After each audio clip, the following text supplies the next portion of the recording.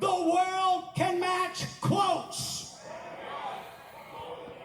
The world even has their own messengers. But one thing they cannot do, and that is live it. You see, the third pole, the word coming, cannot be impersonated. This is what you were before the foundation of the world. It's not a buzzard or trying to put peacock feathers in. You cannot impersonate this. You are or you're not. But God said, I will restore, and I'm going to send a prophet. And when that prophet begins his message, it will be to the elect. And those that are elected for this will come to life. This is not a psychological thing. We are walking with God.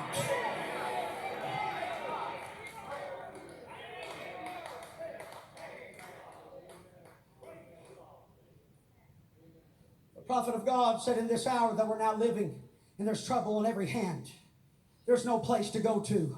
Sickness is crowding so hard against our scientific researches till they have not medicines that'll touch the diseases, and the atomic race, the missile race, the world shaking, the church in the condition that it's in. And Jesus comes walking right up by his promise to us. The same Jesus that walked on the sea that night walks right in out of the Bible into the congregation. Now he likened that to Jesus coming walking to the disciples on the water. But don't forget, the disciples thought it was a spook. Don't forget, when they first seen him walking up to them, they become scared of it.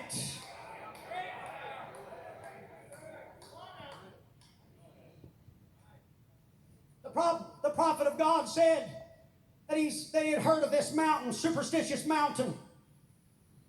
He had heard of the men who had lost their lives and trying to find gold there. And the superstitious mountains had so many stories concerning it, haunts, spooks. He said, when I went there, all I had was a little flashlight. He's going there at night, in the early mornings. He's there with his little flashlight. He can't hardly see anything. Spooky. His little flashlight could only take him so far. Could barely make out any of the shadows. But the prophet of God, he didn't run. He didn't lose his senses. He said, I simply stopped and sat down, and I waited for the King of Lights, the rising of the sun. He said, and when the sun began to rise, all the spooks left. Brother and sister, the denominational ages have only produced spooks. Enough light to make us spook about this and spooky about this and wondering about this. But when the King of Light comes in the day that the Son of Man shall be revealed, it shall be light in the evening time. We are not living in the age of spooks. We are living in the power of his resurrection, that everything he is, he still is today.